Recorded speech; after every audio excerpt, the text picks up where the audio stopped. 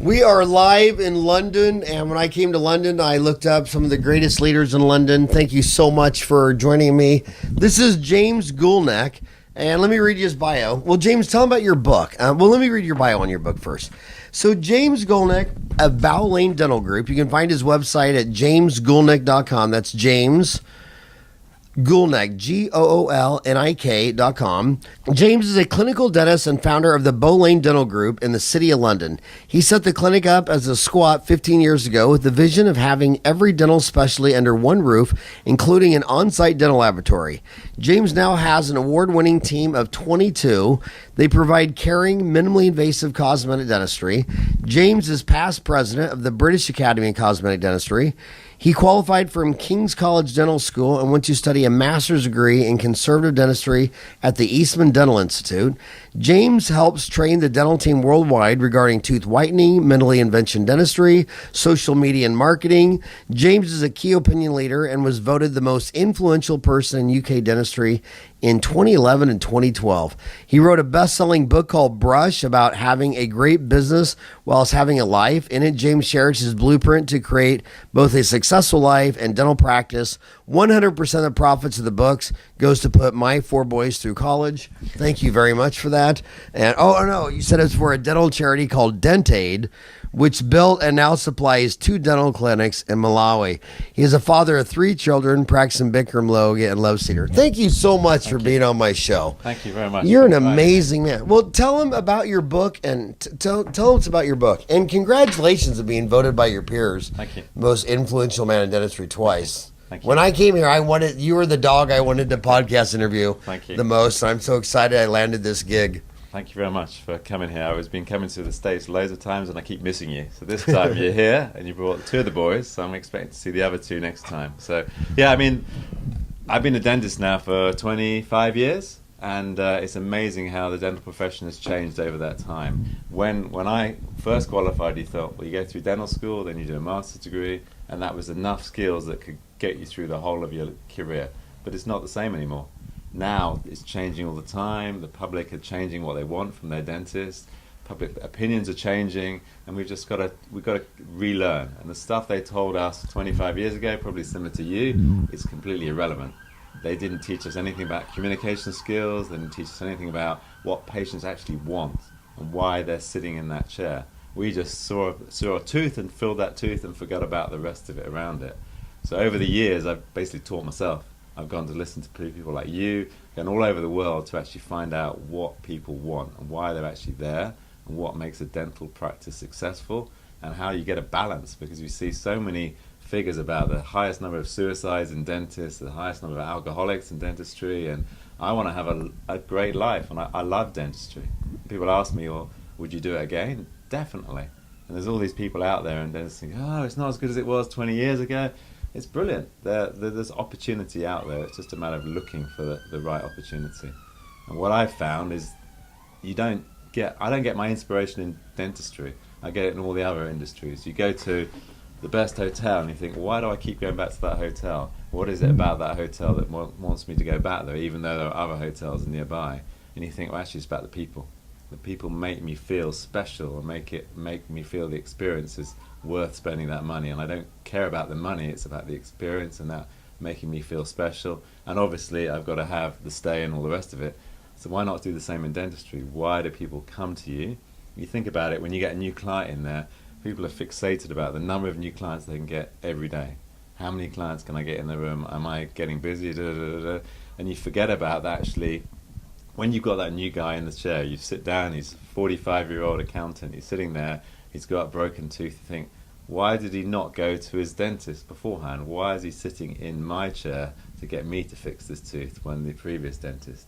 And unless you find that reason, they're going to be, in 6 months' time, they're going to be sitting in another doctor's chair and another doctor's chair, and how can I stop the churn?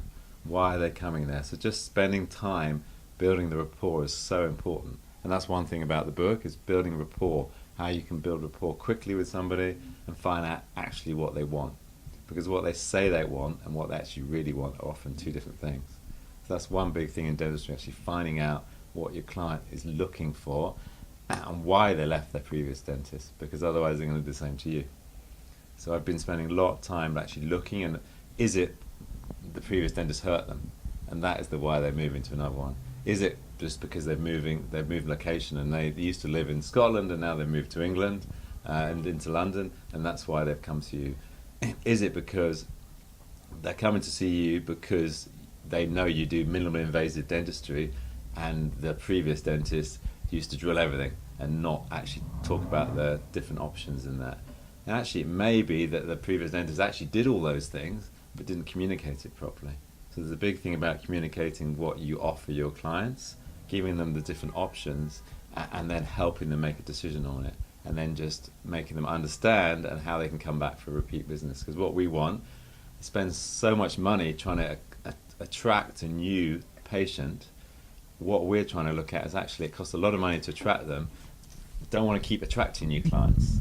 We want to actually attract them, keep them, and then build on that relationship and get them to refer other people and other friends and things like that. And one big thing we're really proud of is our Google reviews. We spent a long time asking our clients what they want, why they come to see us, and then asking them, would they mind sharing their experience with their friends and family? Would they mind writing something? And that was the big thing that we've noticed, is that we have the most number of Google reviews in the whole dental practice in the whole of Europe. All of Europe? The whole of Europe. How many is that? 136 at the moment.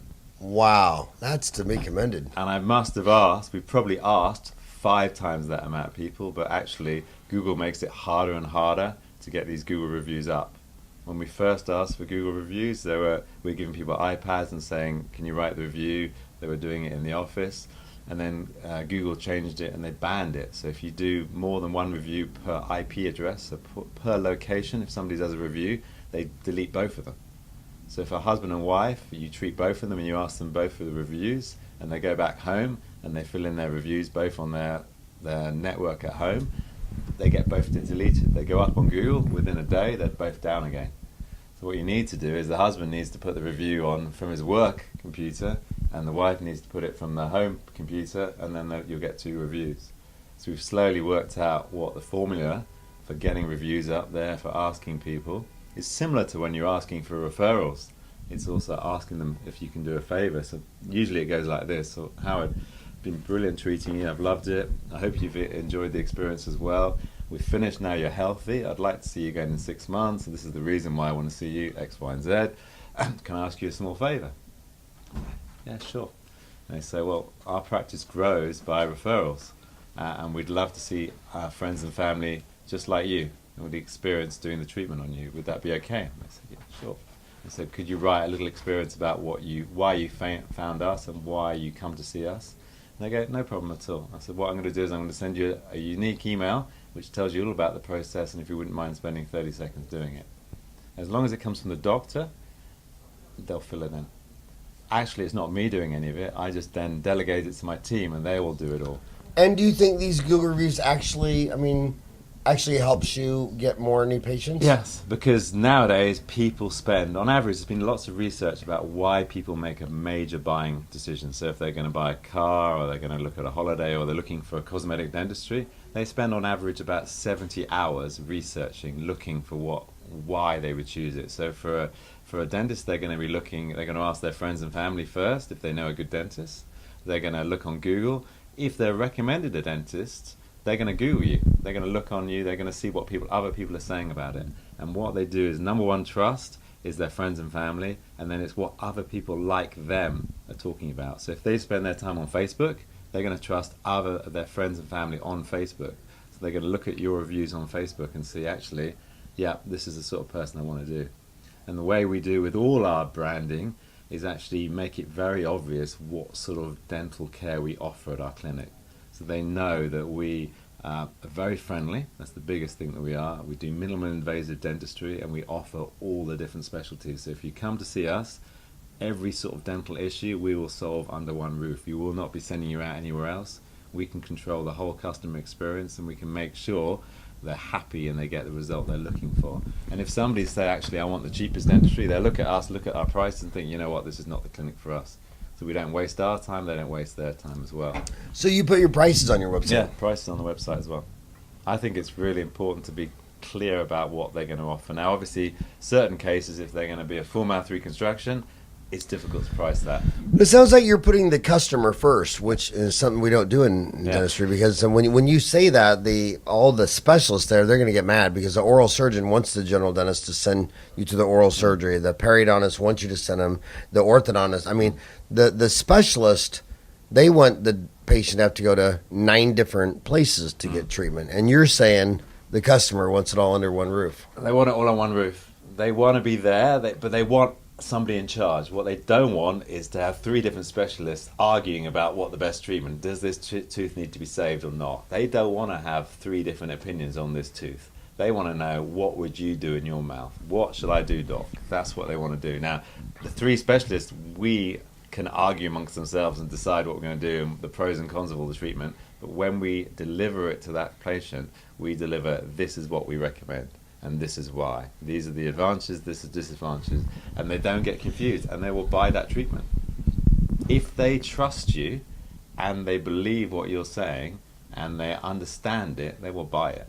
And even if they don't understand it, they'll buy it. Because you say it with so much conviction, and you're saying, well, look, you know what?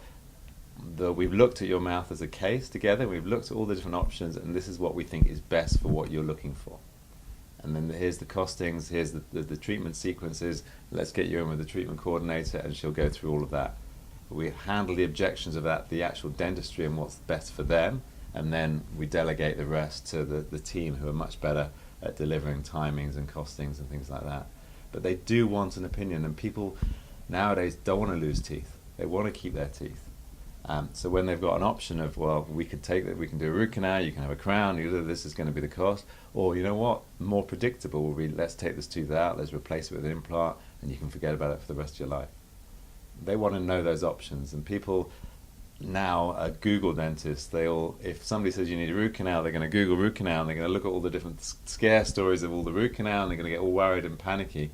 It's our job to educate our patients to what the best treatment for them is, and the disadvantages and advantages of the treatment, and then they buy that treatment. So you said you've been doing this 25 years. Yeah. So, and I've been doing this 29 years. You said you've seen a lot of changes. Yeah. Do you see a lot of less retreating of root canals going straight to implants? I mean, has that been a big change in your 25 years of doing this? I've been seeing, there's a big thing in education of the patients. They know a bit more about it. So if they know they're doing a root canal, they'll do some research about it, and they'll ask you what success is. And you look at it, to do a root canal properly, and we have an endodontist, a root canal specialist, and the research shows that a specialist gets better result anyway. And if it was my tooth, and it was giving me pain and I needed a root canal, I want the best to do it. And that's what I say to the patients. So they're seeing the specialist. But if you look at the fees and changing it to US dollars, you're looking at least $1,000 for a molar root canal. And then you're going to put a crown on top, so you're looking at another $1,000 at least. So $2,500 probably by the time you saved it. Probably for $3,000, you can take the tooth out and put a root canal in, and you know that tooth will be there in 20 years' time. So then, take that tooth out and put an implant in. Yeah.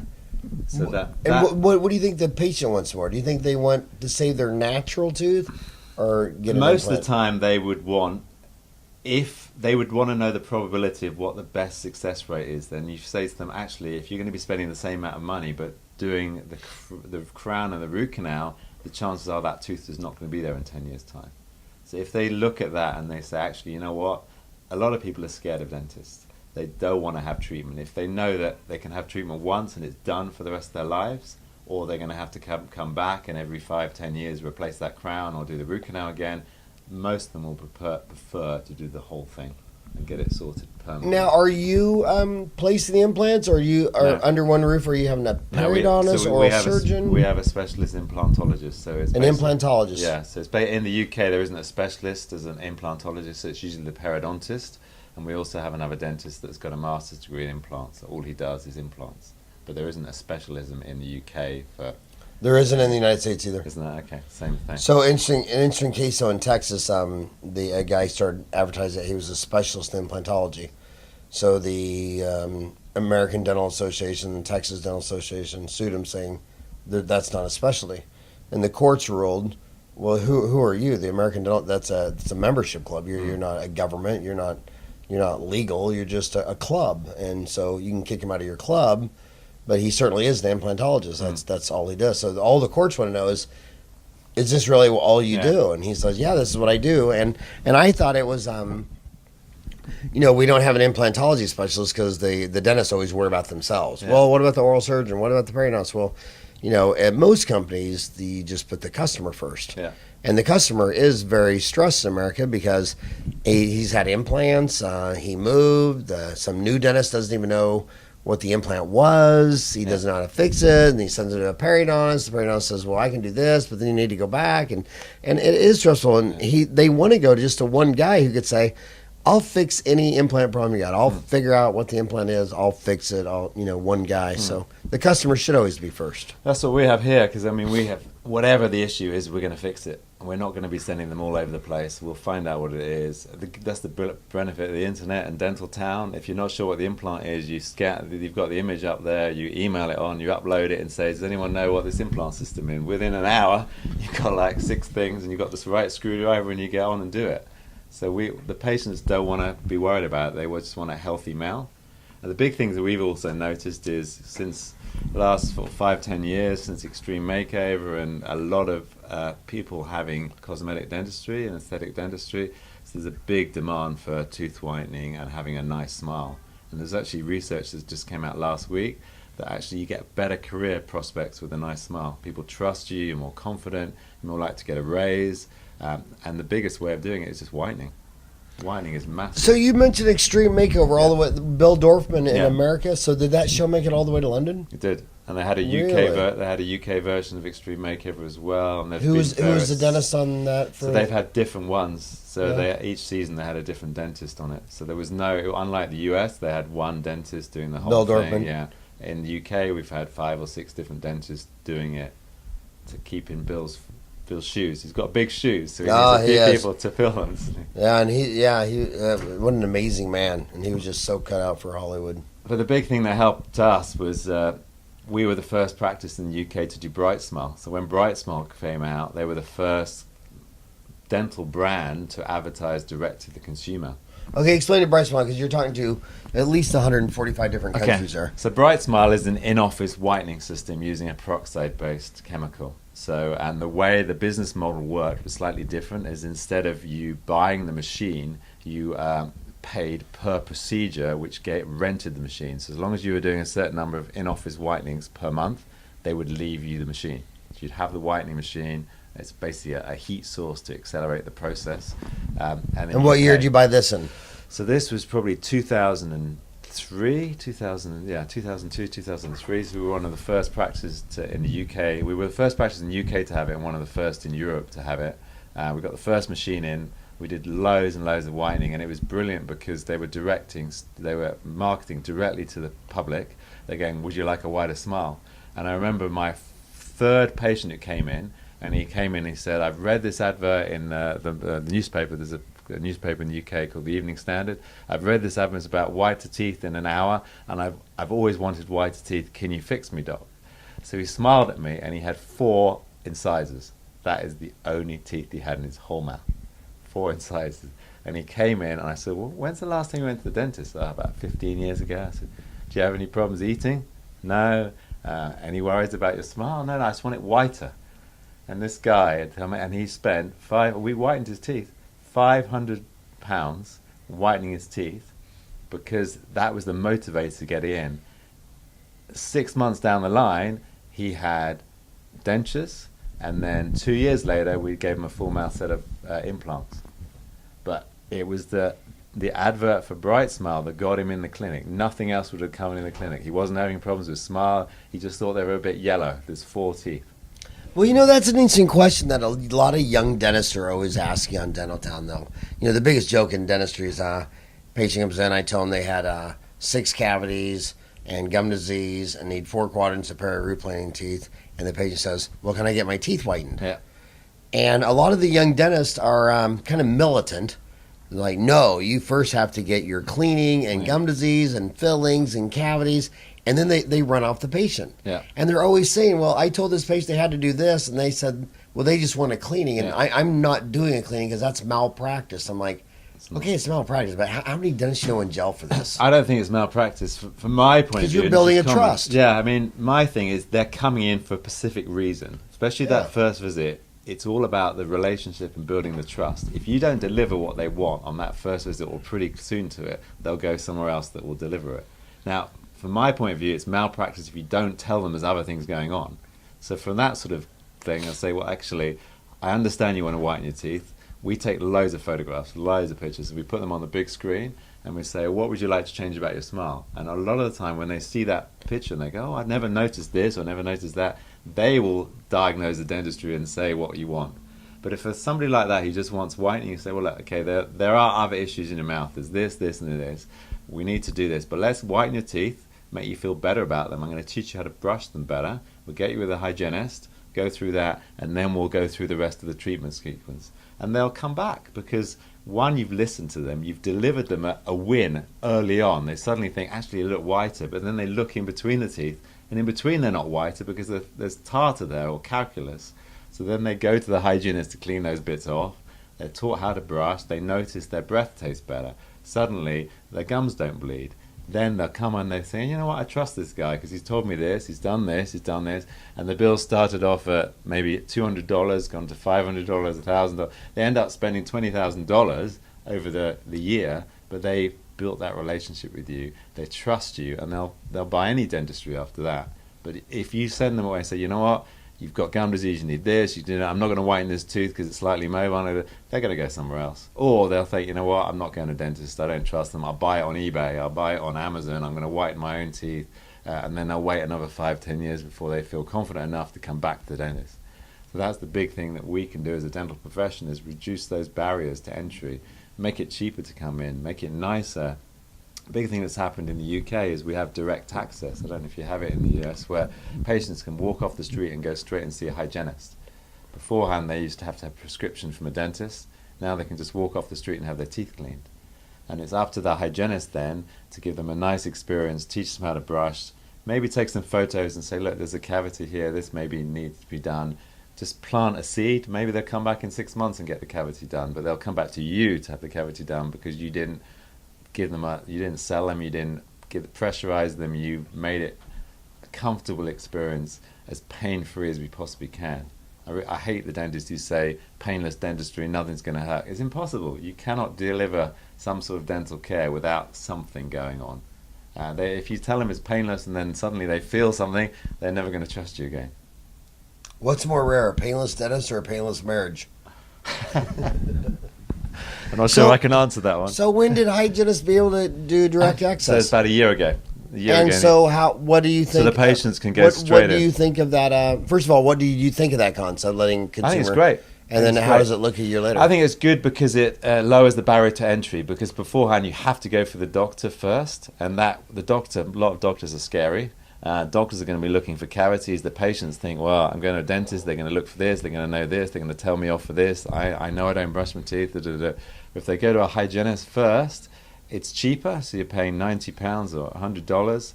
So it's cheaper for that first visit. They get a nice experience. They get an easy access into dentistry and think, you know what, I came in, my breath smelled a bit, my teeth were a bit discolored.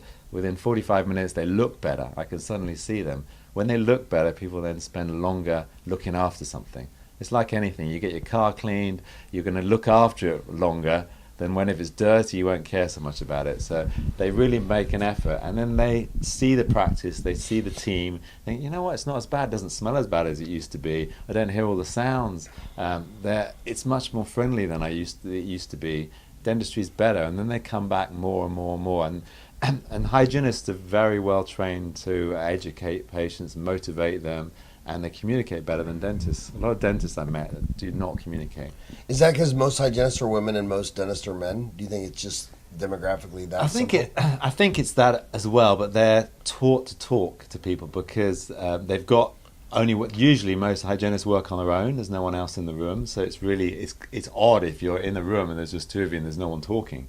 So they have to talk. You're back to marriage now. Yeah.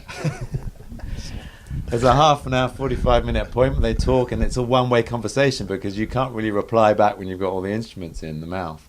And they're just better. I think they're just better communicators, and direct access has made a big difference. And now they can whiten as well. They need in the UK, you need a prescription for a dentist to whiten, but they can actually whiten the teeth. And as you know, with all your other dentists, when you whiten teeth, then people start noticing the old amalgams and they're staining around this. So go back in that store. So do you remember a friend of mine, Dan Fisher, who owned Ultradent? Yeah.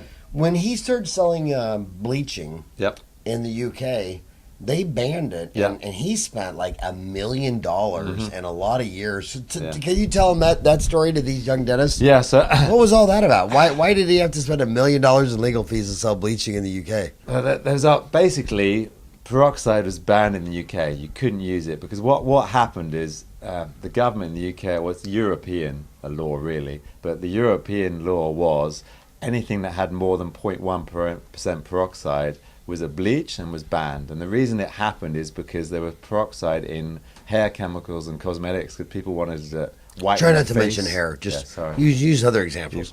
I'm catching up with you slowly.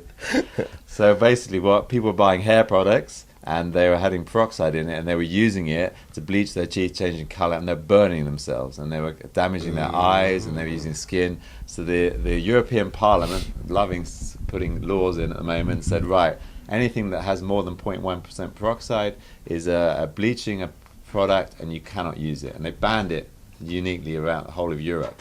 But what they didn't realise is that actually would ban dental products, because all dental whitening products, anything that has to work, has more than 0.1% peroxide. So they instantly overnight banned products. So what Optibent and Dan Fisher and all that went to Parliament to try and change the law and say actually it's a cosmetic product. It's not a medical device because it was classified as a medical device. So they tried to go and try to push it, and they didn't get it. They spent, as you say, $1 million and didn't change it. But what they have done is then dentists used to then buy this peroxide to whiten teeth, home whitening, and it didn't have the name of the chemical on it. So they were buying these syringes that everyone knew were 16% carbon peroxide, and they were all, the box was labelled, but the actual syringes had nothing on it. So when you gave it to your patients, you said, I'm whitening your teeth. You didn't talk about what product it was, and you whitened the teeth, everyone was happy. The government was happy they were getting taxes for all the whitening products. Patients were happy because they're whitening their teeth. Dentists were happy because they could do it. But we were practicing illegally. But as we talked about before, there's lots of stuff in life that we do illegally. But from a dentist's point of view, we act in the best interest of our patient. And if I got an 18-year-old girl who comes in and says, I'm really embarrassed about my teeth, they're darker, I want them whiter, my options are, do I veneer all her teeth or do I whiten the teeth? And somebody at 18, when I know I'm going to get a great result with whitening, I think I'm acting in the best interest to whiten them. I don't care whether it's legal or not. I'm going to whiten their teeth before I'm going to put 20 veneers on. So is opalescence legal now? So now they've recently changed the law. So when did they finally change it? 3 years ago, they managed to change the law. But now we're only allowed to use products up to 6% hydrogen peroxide. So up to 18% carbon peroxide a dentist can do. But that means suddenly Zoom, Bright Smile, all the in-office whitening with 25 and 35% hydrogen peroxide instantly banned straight away. So the whole of Europe now, you can't use it. So they've had to reformulate. So Philips have reformulated and Discus have reformulated their Zoom products in Europe to be 6% hydrogen peroxide, which are not as effective and take much longer. So how does everybody get around that? I mean, is everybody obeying the laws? A majority of people are obeying the laws, and what we're doing is we do the in-office whitening, we give them the trays, and they get a kickstart whitening, which a lot of it is dehydration. You have your mouth open for an hour, your teeth are going to look whiter straight away, but the problem is the next day they go back to the old colour. So what we are doing is we whiten them, we give them the trays, we send them out of the office with the trays in, and then tell them to do a week's worth of trays, an hour a day for a week, and that gives them the whitening. So they're getting most of the So can dentists in the UK buy the illegal 30% Yeah, bleach? so there are dentists who are buying them from Amazon or whatever. Amazon. Yeah, and all over, or they're going to the US when they go to AACD or they go to a townie meeting, they're buying massive boxes of bleach and bringing them back, and then they're putting whatever they want in the surgery. But in the UK, it is illegal to use more than 6% hydrogen peroxide. So do you know anybody who's been arrested or gone to jail for buying 30% bleach? Dentists have. No dentists have. No, but there's been, what we've had, and I think you've had in the States, is that because of whitening was expensive when it first came out, and consumers didn't want to go to the dentist, so what they were doing is beauticians were going, and you were going down shopping malls, and you were seeing people just setting up pop-up shops where they were just throwing on peroxide gel and whitening people's teeth and charging them $100 and walking off again. There was no cross-infection control. There was no indemnity. They were using whatever products they want. A lot of them were using very acidic products. They're causing chemical changes to the teeth, but the clients didn't care. They were paying $100 and they were getting it done in their shopping environment, which is nicer than the dental environment. But they've changed the law now, and so a lot of these beauticians are being prosecuted by, the UK has got the General Dental Council, and they've been prosecuted for actually whitening teeth, because whitening in the UK is the practice of dentistry, so only a dentist can whiten the teeth. Hygienists and therapists can whiten, but they need a prescription from a dentist. And then also we're finding that all the therapists and the people, beauty therapies who are going on like a 2-hour course to teach somebody dentistry and whitening, they were doing illegal dentistry, and they were getting fines of £5,000 for whitening, which has now made a big difference, and there's less and less of them doing it. So I want to. We're talking about changes. Yeah. You've been doing this for 25 years. When I got out of school, it seemed like almost all the dentists in the UK were part of the NHS. Yeah. They are, and for years around the world, that's. Explain what percent of the dentists were part of the NHS. What is the NHS, and what percent were involved in it when you got out of school versus 25 years later in 2016, and where's the NHS when you got out of school? Where is it now? Where's it headed? So the National Health Service is a government body that provides free medical and dental care to everyone in the UK. So that's what the NHS was. It was set up to make it easy to be accessible, so anyone could get out of pain. It wasn't set up to do any aesthetic or cosmetic things. It's really a basic service of pain relief. And medically, obviously, if you have anything going wrong with you, you can get it sorted. And when it was first set up, it was brilliant. But now the population has increased and increased and increased. And when I finished dental school in '92, we could go out and just buy a practice straight away. We can just go out and buy a practice with no experience at all. If you've got the money, you can set up a squat from nothing, or you can buy an existing practice. And then a few years later, they changed it, so you had to do vocational training. So you had to spend 2 years in an NHS clinic or in a hospital to actually, it's like an apprenticeship, so you could actually learn before you can go into practice.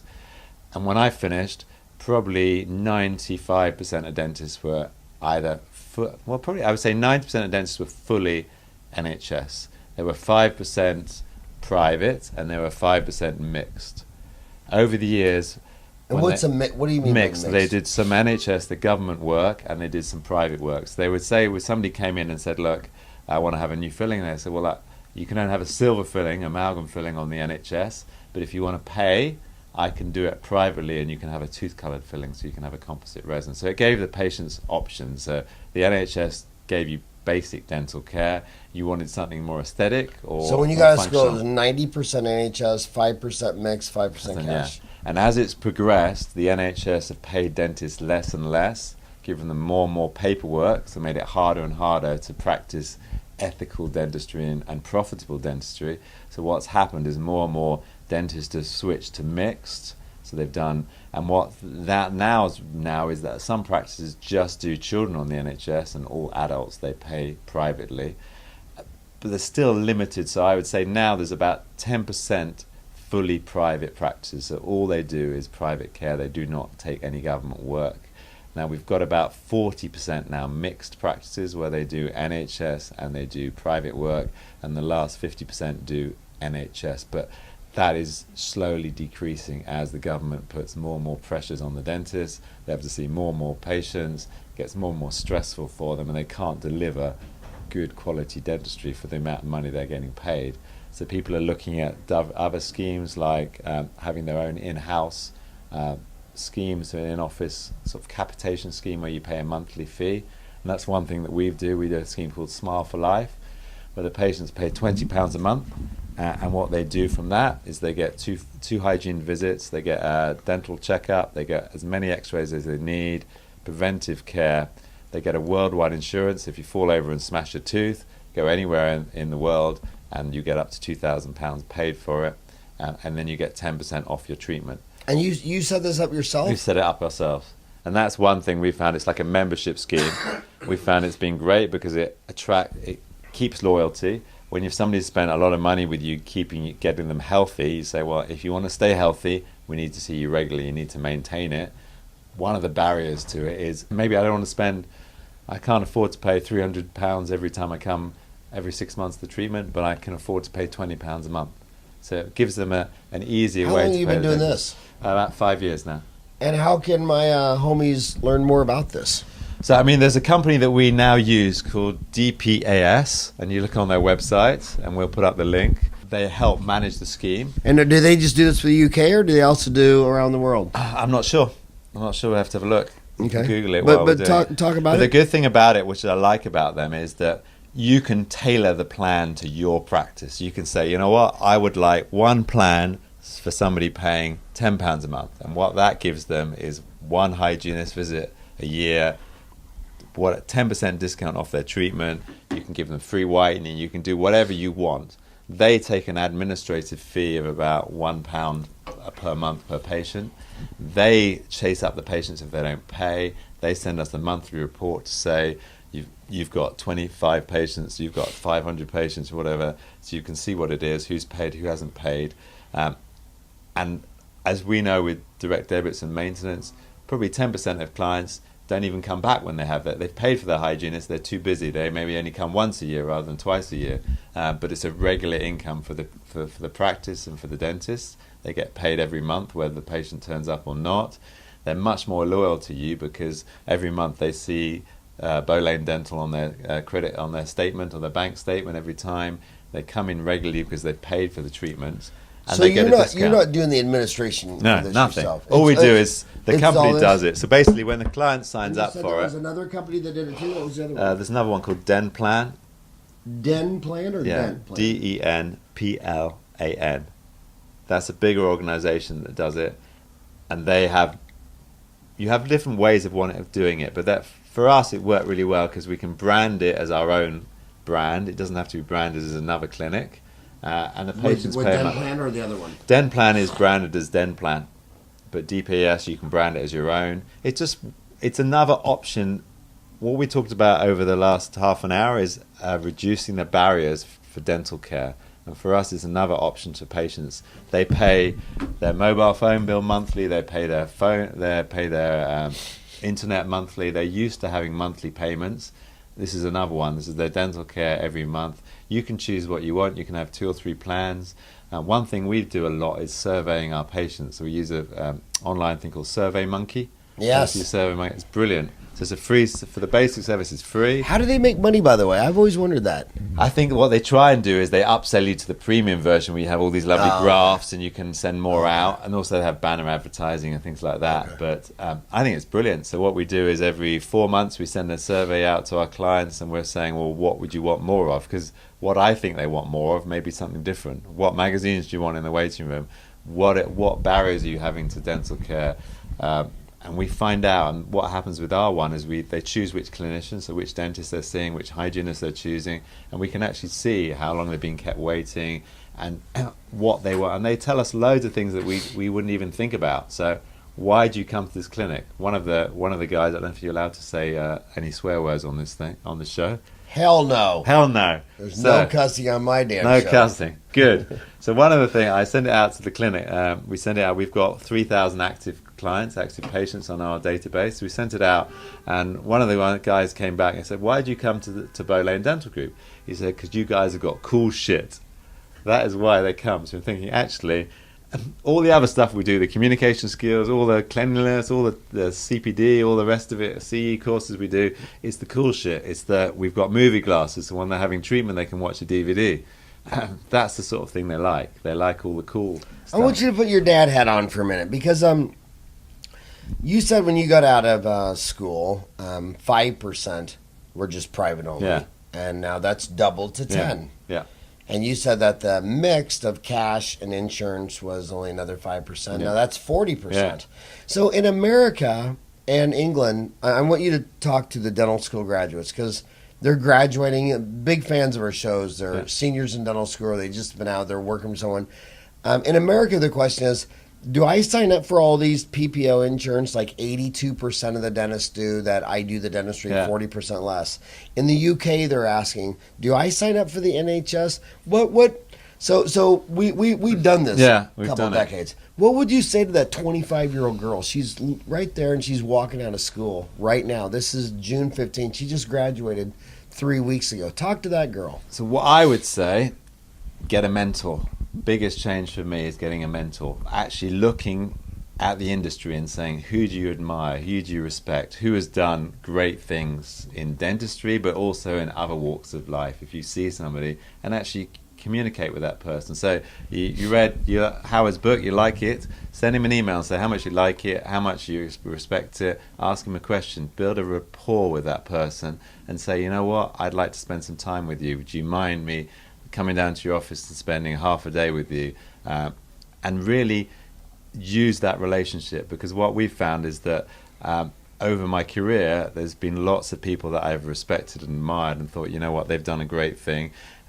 If you approach them the right way, they're very keen. Most of these people are very keen to share their knowledge with you. It's a two-way relationship. When somebody spends time with me watching what I do, that at the end of that day, they come back and say, James, why did you do this? Or why did you say this? Or have you thought about it and doing another way? Because we're so stuck in what we do every day, day in, running the business, running the team, doing the dentistry, that we sometimes don't look at the bigger picture. So actually get a mentor, because it works for both people. It really is a win-win for everyone. So when you're out there, look at who you respect and admire, contact those people, and make sure it's a win-win for both of them. When we have people spending time with us, we have a thing that if they want to spend time at the office, they have to send us an email.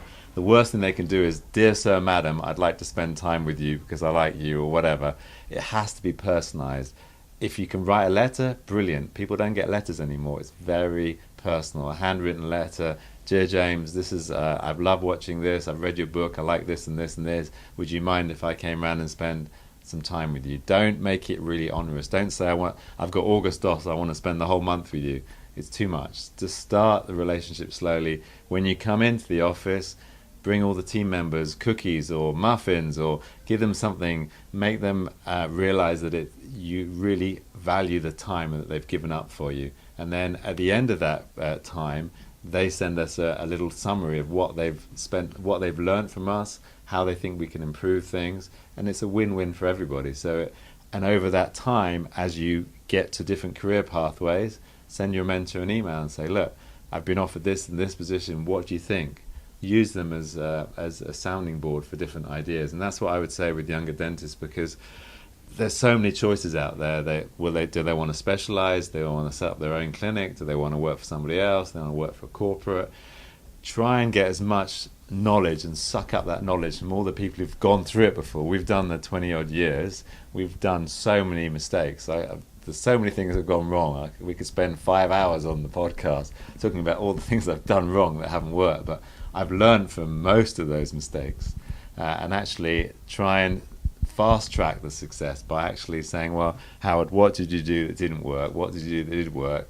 How can I do it? Now, you can't fast track it all. You need to make mistakes yourself. You need to fall over. You need to do it wrong, but you need to better learn from those mistakes. Pick yourself up and say, okay, I tried this didn't work, or tried that, didn't work. This is what I love to do. I know that the young dentists want to do the sexy dentistry. They want to work in the high street locations. They want to do 20 veneers on everyone, but actually, do they have the clinical skills to do those 20 veneers? Probably not. So if they want to be doing 20 veneers, who are the best people that are doing veneers? Is it Bill Dorfman? Is it what? Who are these people? Spend time with them, learn how to do that sort of dentistry, and then stay in a clinic long enough to see what works and what doesn't work. So what I hate when I look at CVs when people come to me is they've spent a year here, a year there, a year at. Most people's dentistry lasts a year. Most relationships don't break up in a year. Anyone can do anything for a year, but I respect people who spent the 4 or 5 years building something and say, actually, this has worked for me, this hasn't worked for me. I've built a relationship with my nurse, I've spent time with them, I've actually put something back in. And the other thing I would say to young dentists was give back. Big thing about giving back to the community now. You've got an amazing opportunity now. You've got a license to practice dentistry. You can make money. You can help people. You can change people's lives. but give back as well, because it's very easy to be greedy and just do work, but actually do some stuff in the community. It does stand you out from other dentists. If somebody's trying to apply for a job with us and they've got this, they've done so many CE courses, they've done Dorfman, Pankey, they've done everything, great. Well, what else have they done? What makes them different? Why are they a human being and different than somebody else? And for us, it's, have they done some work in the community? Okay, well, every Saturday morning I go and I teach the under fives and their parents and carers how to brush their teeth. I volunteer in a homeless shelter. I do this. I do something else to give back. It could be in dental field. It could be not in dental field. But that's what I'm looking for in my team, because all the team that I have working for me want to give back as well. They're either teaching, or they're writing books, or they're mentoring people, or they're doing community work. And I think that's so important, because we're so lucky to have this opportunity. I think we need to give back as well. Yeah, and I like going into all the grade schools and teaching the young kids, because I know in that class somewhere there is my next wife. Yeah. I'm just trying to find her early.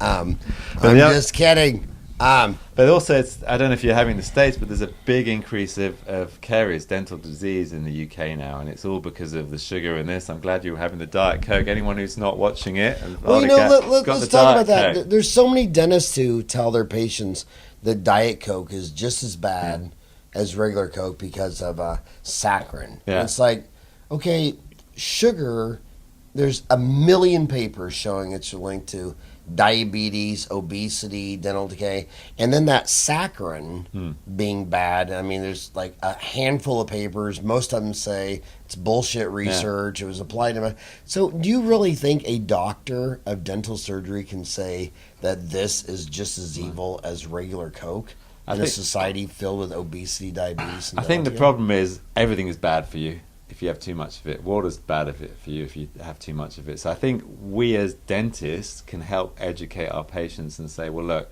if you've been having that kind of Diet Coke every day for the last 20 years, I don't see any damage to your teeth and you enjoy it, why not have it? I don't see the issue with it. The problem is we are seeing people with erosion. So the biggest problem with Diet Coke and the diet drinks is obviously the acidity. So we're getting people with erosion and having a lot of sensitivity. That's why sensitive toothpaste sales have gone massively. So I think everything in moderation and discussing with a patient when they have their Diet Coke. And you know what? If you have that Diet Coke with a meal, the acid damage is virtually none. You know about it. You enjoy it. You know the saccharin is. Enjoy it. But the worry we've got is that people that are sipping Diet Coke over an hour at their office because they're bored, or they're having 5 or 6 cans a day, they're having massive acid damage, they're having loads of saccharin, and they're addicted to the sweetness of it. And what we're trying to change is people's palate so they're not addicted to that sweet taste all the time. Moderation is the key to everything. Yeah. Every time I look at Ryan, my third son, I say, why didn't I stop at 2? You know, I should have been a moderate. Would you agree, Ryan? Oh, yeah. You know, even Ryan agrees. But I think we're lucky because there is a big debate about sugar now. People are getting more and more educated about what they eat and what they do, and realize that actually what you put into your body makes a massive difference. And they have a choice. If they want to have the diet drink or whatever, that's their choice. We're there to try and educate people and say, look, this is the damage that's happening from this product. You want to carry on doing it? That's fine. You can keep coming. And you know, it's delicate to give advice because so many of the consumers, when a doctor's trying to inform them, if the patient feels like that they're being judgmental or you're talking down to and you make them feel bad, they take that information and they run. It's very delicate to talk about information without being a doctor talking down like they're a school child, making them feel bad and they run away. How do you... Well, you've got to keep it on the same level. You say, I love Diet Coke.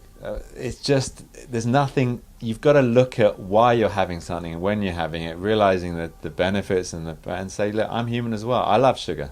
I like chocolates. But there's a time and place to have it. And I say, when I've got my kids and saying, well, they go, oh, it must be really bad having a dad being a dentist. You bet you have no sugar and no sweets. So that's rubbish. I let them have whatever they want.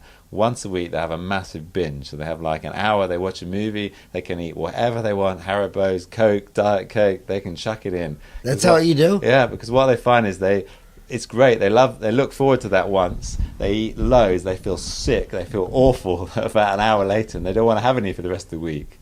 If you ban somebody from something, they want it more.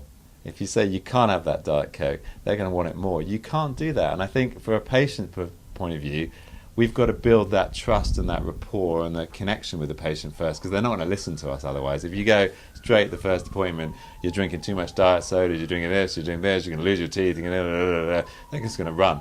Because they're not there to change their diet and their habits. They're there for you to fix their teeth or get them out of the problem. But once we've got that relationship, we have that unique ability to talk to them, is then, well, okay, the reason this has happened is because of this. How can we change this? I think the saddest thing in my life is when you're talking to friends and family, like right now, Ryan, we know a pregnant lady, and she's asking me a question. I'm like, well, I'm a dentist. What did your doctor say? And she goes, well, I don't want to ask her. I'm like, why don't you want to ask her? Well, I don't want her to get mad at me. Yeah. And you're like, what? You're a pregnant lady. She's a lady. Why do you feel scared to ask her a question? So let's go back to this. Why did you talk about your book? First of all, why did you spell your name Goolnik when your name is Goolnik? How do you get Goolnik out of Goolnik? It's Goolnik, but I've given you the way to pronounce it. It's Goolnik. A lot of people get it wrong. I've had lots of ruder versions than Goolnik. So thank you. So how do you pronounce it? Goolnik, James Goolnik. Goolnik. The book's called Brush, and it's about work-life balance. And basically, what I was finding that is, first of all, where do they get it? So they can buy it from Amazon. Okay, so Amazon. Just go on to Amazon. And on Amazon it would be called just Brush. Just Brush. Either look up Goolnik or Brush on Amazon. You can get it on .co.uk or .com. We've sold over 5,000 copies now, and the profit of every single one goes to Dentaid, which is the oral health charity helping to improve people's mouths. And what I found is that my English teacher at school said, I can't write for shit. I remember that. That's what they said. I can't write for shit. This is about 12. That stayed in the back of my mind.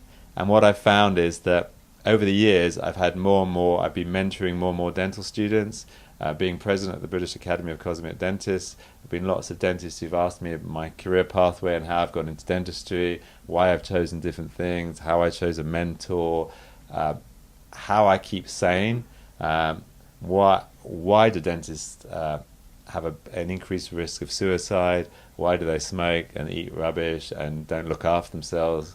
And I thought, you know what? Are you just talking about me, or are you talking about others too? You're just perceiving it's you.